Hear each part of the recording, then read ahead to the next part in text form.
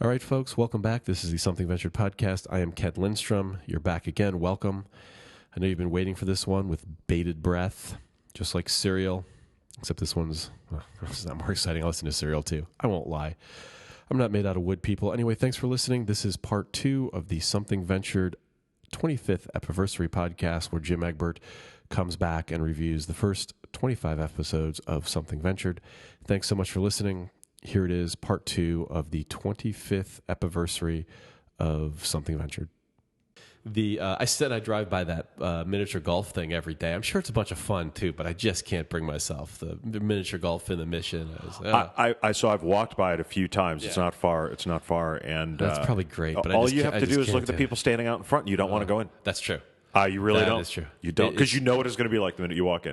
And I don't have a pair of those dark frame glasses. Oh yeah, you're screwed. I don't have skinny enough jeans. Yeah, I don't think for sure. Borrow your sister's jeans, right? Yeah, exactly. And then the Hollywood episode. People liked these. The first Hollywood episode, I talked to Mike Stutz, who's a producer, he's a showrunner.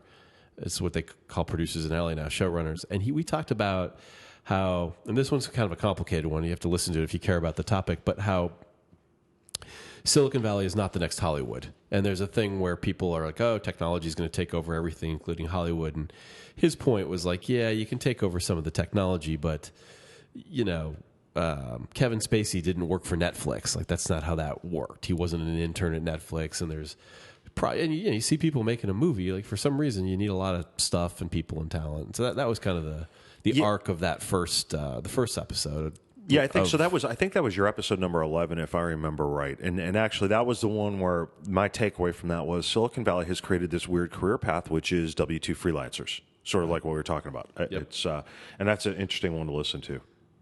Oh, then we get to sexism. Yes, with Rachel Fairbanks. Yes. Holy crap! So this is the biggest. I don't know if this is the part to talk about it or not, but I'll just say it. This is the one where I was the most. And try to say this the right way. If you're a white guy in Silicon Valley and you don't commit acts of sexism, which we don't, you don't, correct, like some do, and you don't get them committed against you. So it's not that you don't think it goes on, but apparently it goes on. And what surprised me in talking to Rachel and some other women who have been on the podcast, some who want to come on, is the sort of depth of it, like how often it happens, like on the streets. And in the board, I was talking to a woman who said, I'll come on your podcast and tell you, I get scheduled all these meetings on Friday to learn about my business. And she's like, comically frequently, they get turned into drinks on Friday night. Right. And she's like, which is offensive. And by the way, if the guy just asked me after drinks, I'd probably go do that. You don't need to trick me. But that surprised me the most. I mean, just the and I heard it from enough women that I don't think it's one person just kind of, sparking things up for us. I was like, that surprised me. I got to say, it's so. I met, I guess probably about a year ago. You and I were actually at the same party out in Orinda. Yeah, right. And met a couple of women who started a incubator for women's businesses in Palo Alto, based out of Palo Alto. Yeah.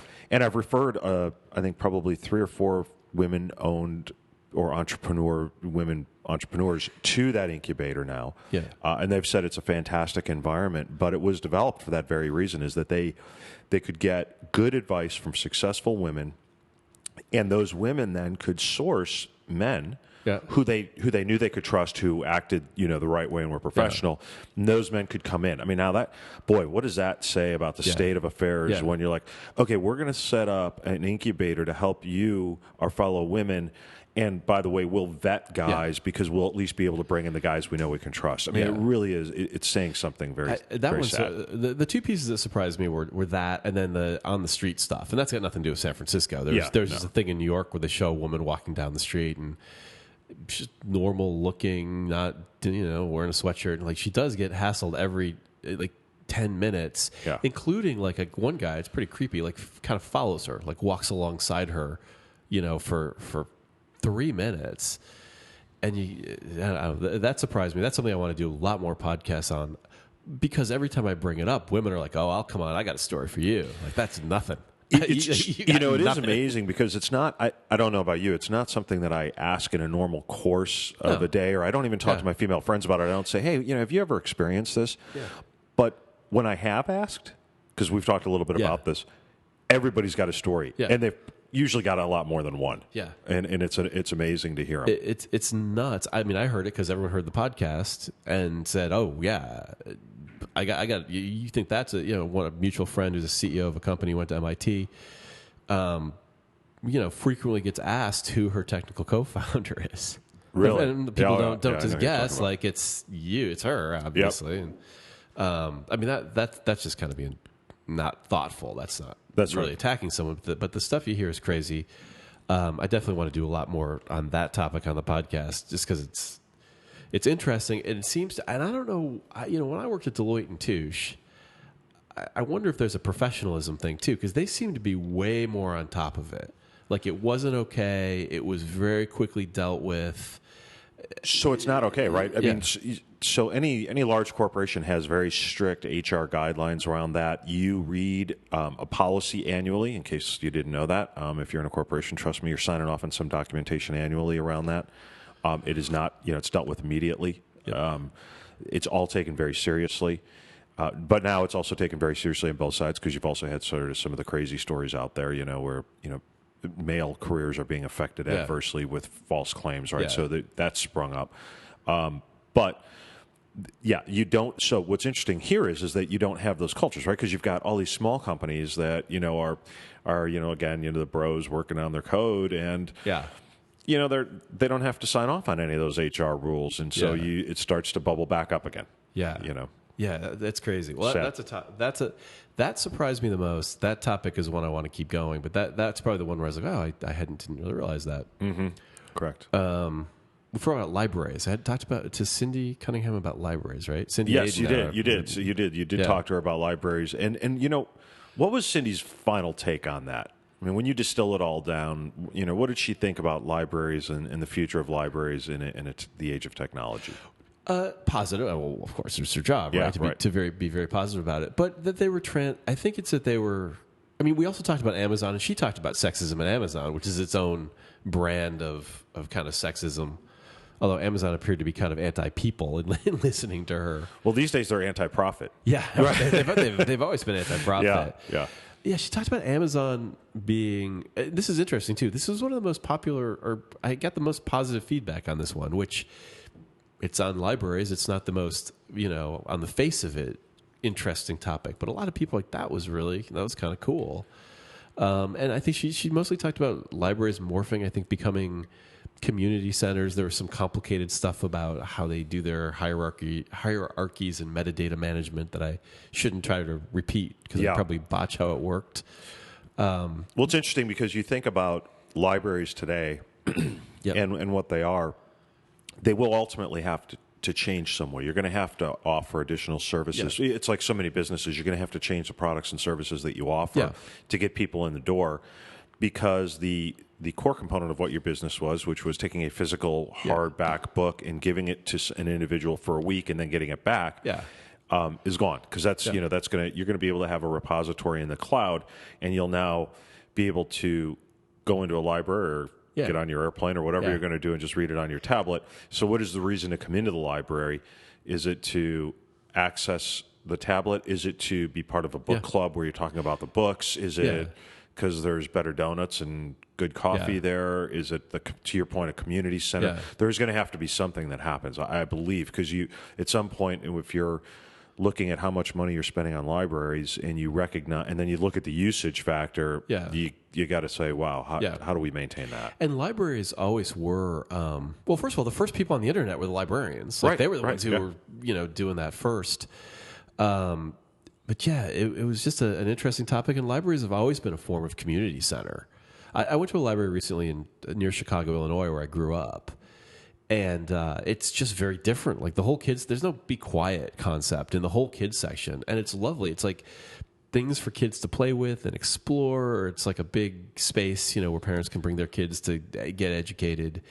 The adult part still is kind of like a reading room. I'm not sure how long that's going to last. It's kind Well, of it'll probably become a media room, right? Yeah. I mean, that would make perfect sense. As you've got, you can get the books anywhere you want now for for all intents and purposes. Just about there's going to be some cutting edge stuff you're not going to be able to get, but eventually I think they're going to figure that out. But what do you do then? Well, maybe it's a media room, right? I mean, so I could just envision, which is, let's have an evening where we're going to watch a compelling artistic movie, and then we're going to sit around and have some coffee afterwards or tea and talk about that, or a book club, as we talked about. I think there's a lot that can be done for the community and for individuals in those places that keeps them relevant. And I'd hate to see them go away. It would really be a sad day. She also talks about, and she listens to this podcast. This is a good one. She talks about the Librarian General of the United States. Or there's some guy who's the top librarian. No, there's not. Yeah, there's some guy. He's the top librarian, and I think, and again, you know how Sammy Hagar says he makes music. He listens to other people's music, gets the lyrics wrong, and then he thinks that. So I might be getting this all wrong, like the way Sammy Hagar makes music. But I think maybe the U.S. Patent Office is also under this guy. Really? And you get appointed to this job, and you have it forever. And then all the librarians hate him. I think that could be completely wrong. Like, listen to the podcast. Yeah. Okay. So I'm going to go back and listen to that one again. That's great. That was good. Oh, the gay issues then. Man, yes, we covered a lot of turf. Yeah, it's been a lot. So since we did that podcast, in that podcast, we talked about Tim Cook being gay and why he didn't come out. He's since come out. Correct. I didn't, which was always weird because it was like, it's nobody's business, but also why would you not bring it up? And the hypothesis he had was that there's other countries like Russia where the CEO being gay doesn't help. Like either the workers or the product gets hurt. Well, apparently having their president be gay doesn't help over in Russia either, right? I mean, I don't think he's come out and admitted it yet either. Yeah, exactly. But I go back and forth on that, and I remember a member of my family. I was the first one that was told. And she was coming out, and it didn't surprise me at all. I mean, we're close, we were very close. But I remember how stressful it was for her. Yeah. And it was very strange because my take on it was, oh, of course. I didn't even think twice. I didn't even think it was a bump in the road. I didn't even think anything of it. She's very close member of the family, love her to death. But for her, there was all this inner turmoil, and I could really see how hard it was. So on one side, I think it really is nobody's business, and I'm not quite sure why Tim Cook felt compelled to do it. Yeah. And then on the other side of it, having been through those conversations, I think it's so stressful and it creates so much inner turmoil sometimes that when you finally let it out, you're finally at peace. Yep. And you have to sort of do that. Yeah. And that might be why. Yeah. Which would explain why Vladimir Putin is acting the way that he does. It's still obviously a lot of inner turmoil. Yeah. I'm sure he's on his way now to come and get me, right? And I think Apple stock price is up another 10%. Yeah, exactly. Since then. He's fine. They're fine. It certainly They're fine. didn't hurt them as a company. No. But one other thing really interesting is you go back and you listen to these podcasts and in a lot of the questions and a lot of the topics that you've covered and the conversations you've had, many of that has come to happen. Just this Tim Cook thing was one. Is we were talking about, there was this whole conversation around, when will the bubble burst? Yep. Well, we've seen some of these early warning signs now starting to come up. So there's been a lot of relevant information, I'd say on the cutting edge, sort of a little bit ahead of what the general public is getting. Yep. Yeah. And I have another couple of people want to talk about different gay issues in Silicon Valley. It's not as fraught as the sexism stuff, but in any case, I think we then did a couple episodes in Hollywood. Silicon Valley goes to Hollywood, and we talked about reality TV. And among the most popular episodes are people like, that's really interesting. Like, that was really, like, how you make stuff in Hollywood fascinates people. And we talked about reality TV, and first of all, he talked about how reality TV was made. And he's like, here's how we can take nothing and make it look like you and I are fighting, even though you're not. Yeah. And he talked about it was interesting. He's like, I thought, people are going to get killed doing some of the things we do, Survivor and that kind of stuff. He's like, I thought when somebody got killed, that would be the end of reality TV. But he's like, nope, somebody got killed. in the Survivor France, the French Survivor. Really? I didn't realize that. Yeah, he's like, nope, didn't stop it. So Well, apparently you don't have to be a reality TV show because somebody put a cannonball through a house over by the airport here, yeah, right? right. What show was that? right. Yeah. There, so that was it's the two guys that come up with solutions to questions to find out whether it's fact or fiction. Oh, Mythbusters, Right? And so they managed to put a cannonball right through a house here. So it doesn't even have to be reality TV. crazy. You could really try to kill somebody for real. The most interesting thing he talked about was, I thought it was most interesting, where reality TV creates. So we were talking about their screwing up society with reality TV, and then Silicon Valley screwing up society with our video games. Clever. Okay. So he, what he was talking about is that what reality TV is doing is because they create all these kind of false situations that people will be like slamming doors or like throwing pots of coffee at each other. It's like people don't really do that in real life, but we're showing people do that, so you see people kind of emulating that behavior. And he said, with a video game, that doesn't really happen. Like, you really don't think you're an 80-foot robot. I'm going to disagree with him there because I'm going to tell you, I think a lot of what's happening with some of these video games, depending upon what you're playing and at what age. Yeah. I think you're getting some kids emulating that. Really? Yeah, I really do. I think that falls in, and I'm not suggesting that that alone is it, but I think that if you're this goes either way. I think that if you're a child who has some issue, whether it's a family issue or whether it's some chemical issue, whatever that is, and you're caught up in these warfare games and you're doing that at a fairly young age, I think that is additive to what could be a very bad outcome if it's not caught. Yeah. So I don't think it's just what is it, Big Brother. Or what is it? Yeah, that's one of them. That's one of them, right? I mean, it's I don't think it's just that. I think that's also causing bad behavior for sure. Yeah. Because it doesn't change you or I, but if we were 12 or 13 watching that, you might think some of that behavior is okay. I guess that's true. Right? All right, well, get out and play baseball, kids. Yeah, exactly. Or kick the can. Kick the can's a good one. It's a fantastic game. Played it for hours. Every evening during the summer. Oh, you may not have heard this one. The internet is a series of tubes. Did you? No, I didn't hear that. It's a good one. So this is a more technical one with a guy who's a technical guy, runs a big technical consulting firm, and it was based on Ted Stevens, I think the Alaska senator at one point said the internet is a series of tubes, and everyone made fun of him. And there's a book about the physical infrastructure of the internet, and it is in fact a series of tubes. It's fiber optic tubes, and he literally talks about how like the cables get pulled across the ocean by these boats, right? And they come in like at the old port cities, like they come in Lisbon in Spain, and there's physically points where like from your data center the thing goes into the dirt of the data center. So it's all about the physical infrastructure. The book is called Tubes, and we talked about that book. It was a fascinating book. That's right. So the senator from Alaska had it right.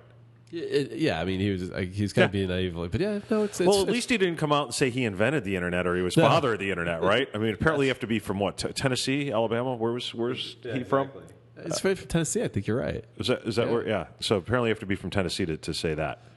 He's done fabulous. Al Gore, by the way, fabulously well. He somehow got. He came back from some of those, yeah. Yeah, he owned a bunch of Google stock. He was an advisor to Google early, made a bunch of money on that. Sold his current TV company to Al Jazeera for whatever he sold that for, and so he's an enormously wealthy man. Yeah, related to Silicon Valley. He has in the Four Seasons here in San Francisco. There's residences that you can live in, and he owns one of those. So. Sure. Well, that's good. Is that where Willie Brown is too now? Or, he's at the St. Regis. He's at the St. Regis. That's right. And if you go to the bar at the St. Regis in San Francisco, you will see a man dressed in a suit. Yes. With some other men dressed in suits, and one of them is probably Willie Brown. Probably Willie Brown. That's right. Oh, we're kind of getting to the end of it here. We Michael White and I have never been to Burning Man. Oh, geez. I love this. I listened to this now once but twice. That's how much I liked it. There's a week in San Francisco where everybody leaves and they go to the desert. Yes. And San Francisco is lovely. Yeah. And we talked about the history of Burning Man, what it's like in San Francisco, made fun of Burning Man. Talked about how early on Burning Man was people burning shit. Like it was people burning, guns blazing in the desert. Like it was not a... And I think they realized at some point, hey, that can't someone's going to get killed. Someone did get killed, actually. And that's when Sure. they kind of said, hey, we need to make this a more peaceful, cooperative event. But we had some fun at the expense of Burning Man. Well, Eric Hall's a big Burning Man guy, and I've talked to Eric about going. I've always wanted to go, so that secret's out of the closet. I've always wanted to go, but I was thinking more about that this morning, and I think even in our conversation we talked a little bit about checking that box, and I've wanted to check that box, but I've been out here for 20 years, and 20 years ago, I think it was probably a box you wanted to check. I'm not so sure today. Because it's so commercial that it's worth checking it. It's sort of like when you went to South Beach 15 years ago, it was still edgy, and Lincoln Way was not built up, and it's Disneyland now. Yeah. And I'm afraid that might be the experience, and I'd walk away scratching my head saying, God, it's just not what I thought it was. And I'm wondering if I wouldn't rather just always have the thought of what I think it's like rather than having experienced it. I agree. I mean, the one thing I would say is people who I know and respect really go there year after year for the entire week and seem to really enjoy it. Now, I don't know if I would enjoy house music in the desert for 4 nights, but I would love to go for an afternoon. And I joked about that, and then people have told me you can go for an afternoon, they fly a jet in and all that. Yeah. And it's funny. So the Burning Man, they're fairly hypocritical, the people behind Burning Man. I'll just say it. They started this thing, but they're clearly making enormous amounts of money off of it. Absolutely. God bless them. Yeah, they provide a platform for artists to do their thing, in a different way. But they started charging to fly in a $10,000 landing fee because it's their airport. So the FAA gives them their own airport, clears it and all that. They charge $10,000. Their idea being we don't want people doing that, but all that means is that only the people with $10,000 do it. Yeah, I'm not going to buy. Yeah, so some people who are not wealthy do have small private planes that they fly, and all they did is they're that. They took the common man. They did exactly what you're right. It's very hypocritical. They took the common man. I used to fly Cessnas, right? Yeah. I would not give them $10,000 to land my Cessna 152 with me and 3 of my closest friends in it so that we could hang out for a day, right? Exactly. So they took the common man out. Yep.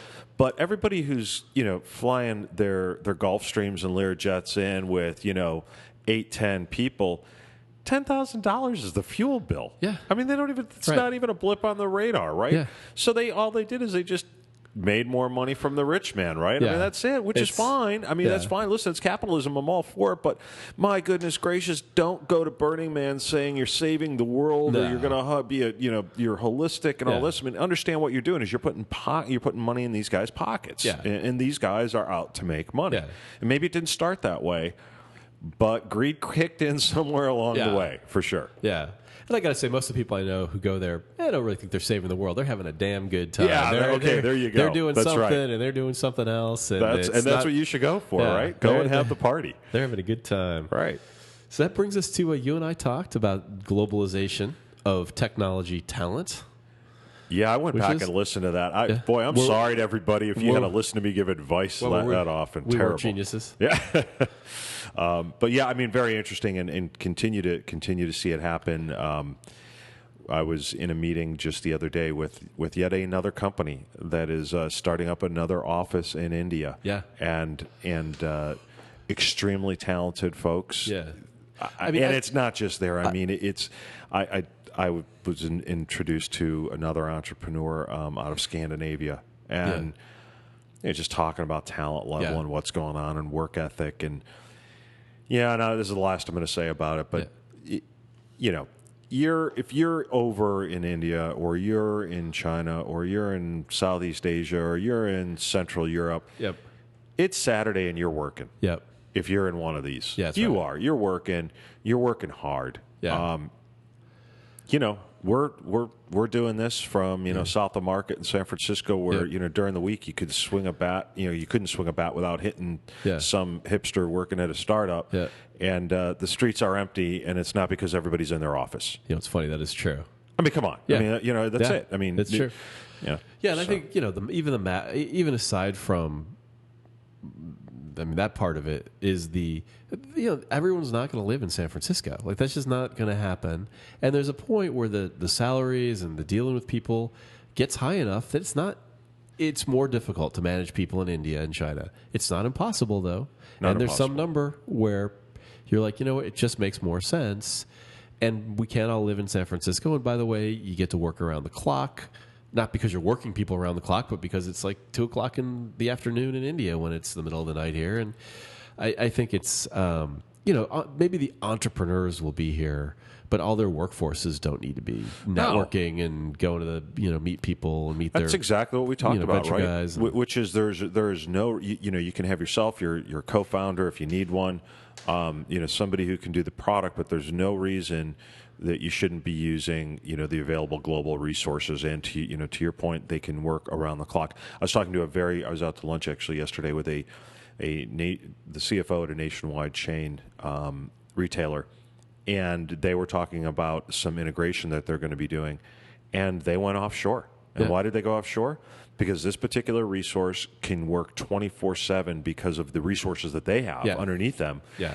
And so now he's got a 24/7 operating business unit that is just integrating them that much quicker. Yeah. So, It's the future, people. That's right. It's called globalization. There's a book called Megatrends written by John Nesbitt back in 1982. And I read that book. I think it was written in 1982. I read it in 82. Yeah.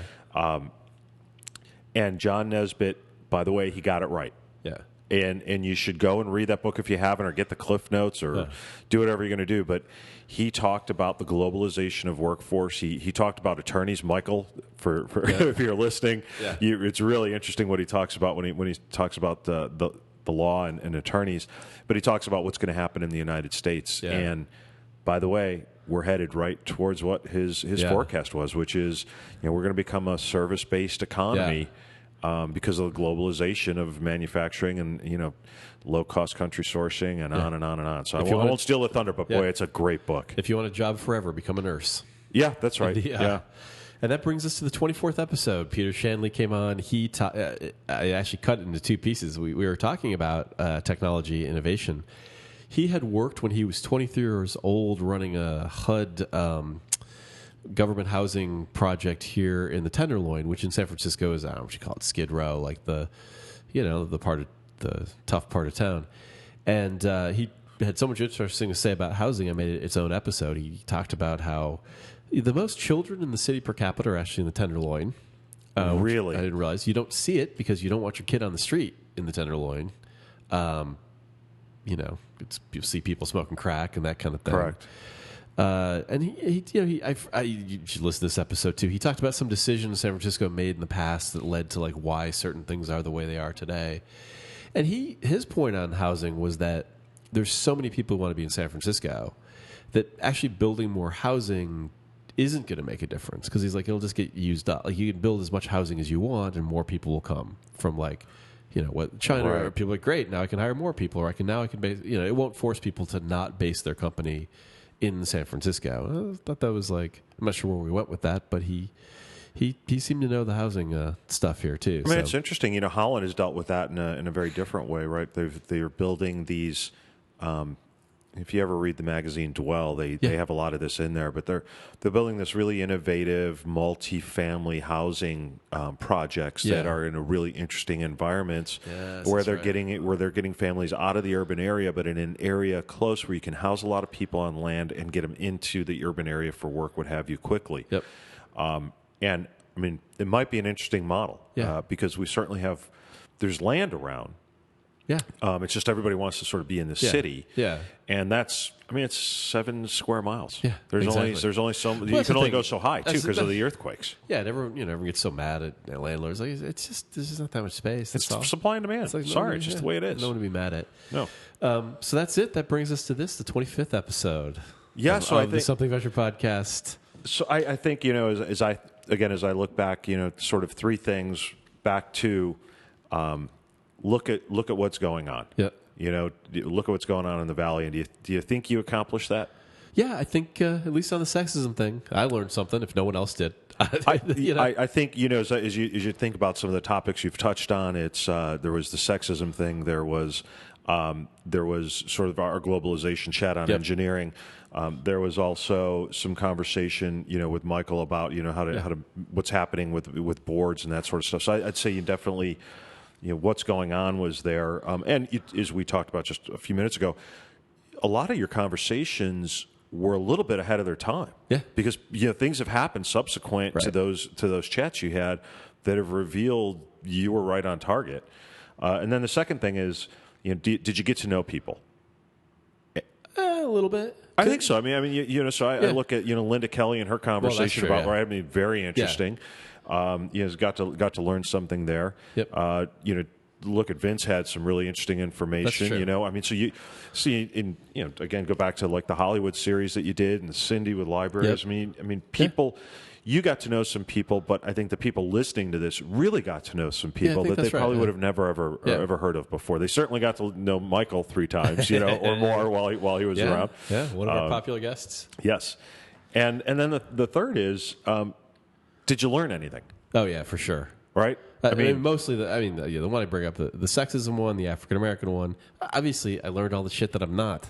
Right? Like, that's what women go through. That's what black guys go through. That's what, right. I mean, gay guys are dealing with. And I learned a lot listening to them. I've learned all the way along. I think people who have listened to them have learned a lot. We got pinged by an individual out of Ireland for one of ours who was saying, wow, what you're saying is very compelling, and I'm starting an incubator in engineering for globalizing efforts. And, so obviously I think people are learning something. So it seems you accomplished all 3 of those.